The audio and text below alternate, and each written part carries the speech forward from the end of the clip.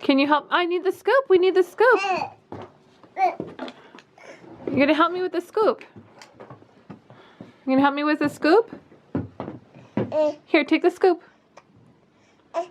Not knife, scoop. Oh.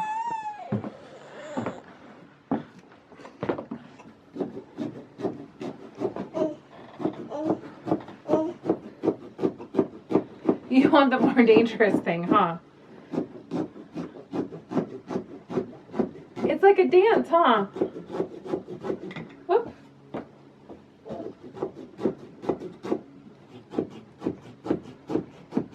Gonna help me scoop out them pumpkin seeds? Oh, look, Sebastian, look. Look, bud. That's a good pumpkin. Look inside. Look at all those seeds in there. We're gonna cut the pumpkin up for the chickens. Watch your fingers. Watch your fingers.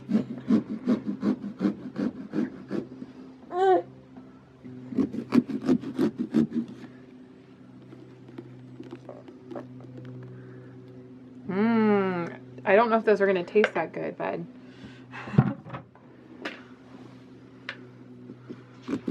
Are you eating those, Sebastian? Yes, he is. Yeah, I don't know if it tastes so good, huh? He's like, Mama, I really, really want to use that knife. Like, really bad, Mama.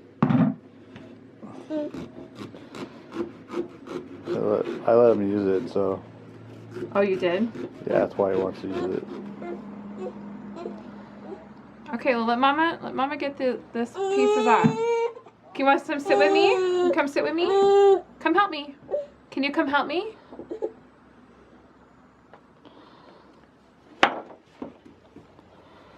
Okay, you're gonna help me. You have to hold it.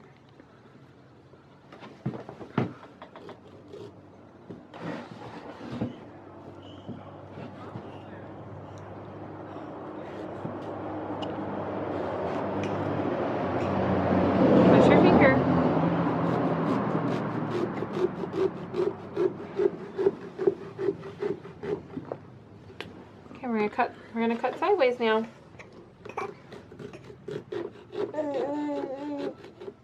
Nice.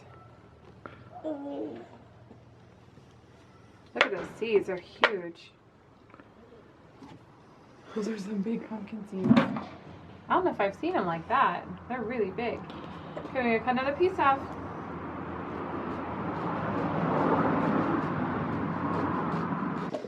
When Zeke was 5.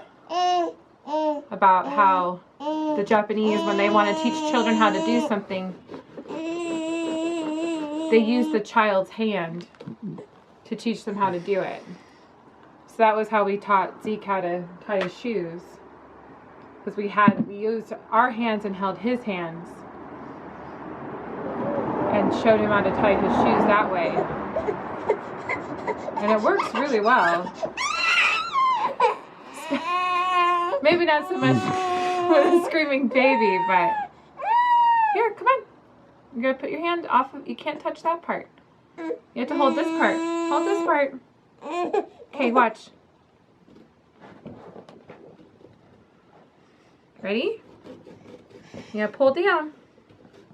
You gotta push down as you go up and down. There you go. Good job. What you doing there, Sebastian? You making chicken food? We're making chicken food. Well, chicken food and people food. We're gonna roast the pumpkin seeds, huh? Yummy. I do want to grow pumpkins. That'd be cool. Like, where would we grow them? Oh, there he goes with the knife. Well, I think we have to. Where you go with that knife? Hold on. Where you go with that? It's a pumpkin knife. Where you go with that knife? I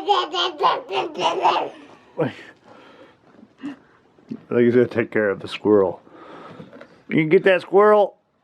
So I think if we were to grow pumpkins, because I was talking about how when we expand the garden next year,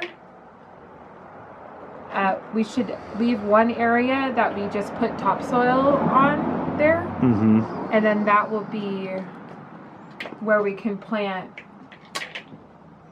like the pumpkins and other, like the butternut squash. And maybe we'll try putting zucchini there too. It's going to be no-till, so it's literally just putting the topsoil, making a row of topsoil, and just laying that down and growing from there. Very cool. We got a bunch of pumpkin seeds. How do you get the seeds? You just dry them out? We just wash them and dry them out. What I do is I let them soak overnight, and then whatever seeds fall to the bottom of the bowl will be the seeds that we could possibly use. Now, there's no telling if they'll be good seeds or not, if they've been cross-pollinated or whatnot. We won't know until they grow. And people say, oh, they'll be toxic. They could possibly be toxic. But they won't be like you take a bite and you're going to die from it type of toxic. Because you'll take a bite and you'll know, like, oh, that's not good. That's bitter. Because that's our like nature's way of telling us that's something that you're not supposed to eat, human, because it's really bitter. You know, like when you eat a piece of fruit that's not ripened yet. Yeah. Or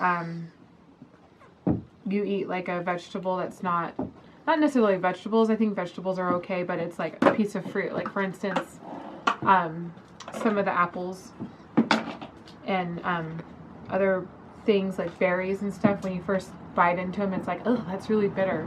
That's nature's way of telling us that it's too green. It's the tannins it's too green. It's not good for us to eat. It will actually make us sick. Can I have that knife again, please? Then we could go take this to the chickens. You like the chickens. Can I have the knife, please?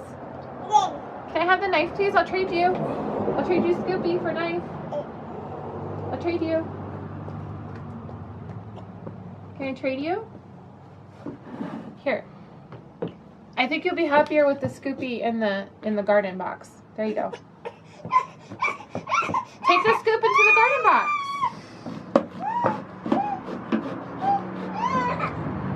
I know.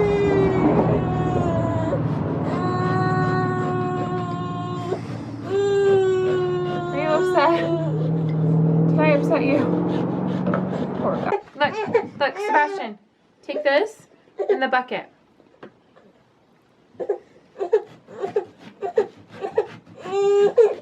Okay, I'm gonna go put these in the house to soak.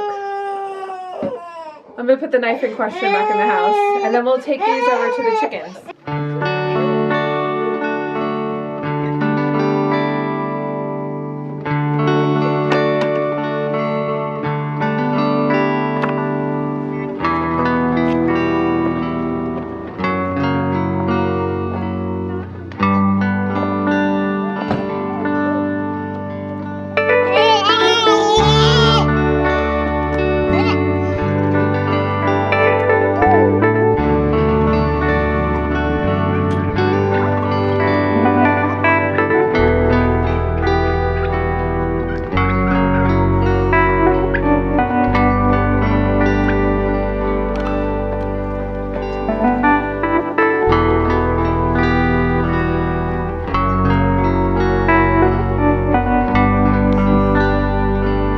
What are you doing, Sebastian?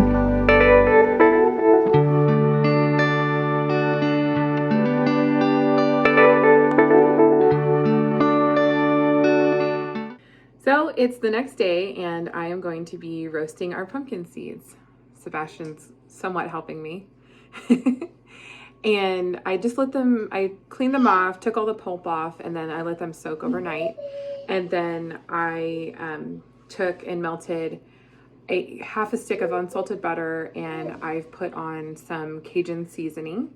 And I have the oven set to 400, and I'm just gonna let it go for about 10 minutes and then check it every 5 or so after that. It's really hard to just say, oh, I've got this time and I'm going to do it for this long because each seed is different, and these seeds are a little bit on the bigger side. So I think they're going to take a little bit longer to roast. As you can see, I've got them pretty saturated with butter and seasoning. I used this seasoning I just had left over. I typically like to use Cajun seasoning. I got this at Target a couple years ago, so I'm just decided to use it up today. And as you can see, these seeds are quite big, but I just have them soaked in the butter. I dried them off a little bit after soaking them last night, and I've put them just on a piece of tin foil. It's easier to clean my pan afterwards. But we're just gonna stick it in the oven for 10 minutes and see where it goes. So it looks like I was right. I knew it wasn't gonna take 10 minutes because these were pretty big seeds. So I put it in for 10. That wasn't enough, but at 10, I moved them around, and then I put it in for 5 more. Still wasn't to my desired doneness. Then put it in for 4 more, and I got the perfect result. That is exactly what I was looking for. I just wanted a little bit of brown color, and they came out perfect. So I'm just gonna let these sit here until they are cool enough that I can move them around, and then I'm gonna put them on something else. Now you may be tempted to eat these right away. Don't do that. You'll burn your mouth really bad. So I'm just gonna let these cool on the sheet for probably about 10 minutes or so, and then I'm going to move them to a piece of parchment paper and let them completely cool down. And then these go pretty fast in my house, so I usually will just put them in a glass container on the table, and they're eaten within like probably 2 days. So I don't really know how long they'll normally last if you try and keep them, but I know that they'll last for at least 2 days unless you eat them all really fast.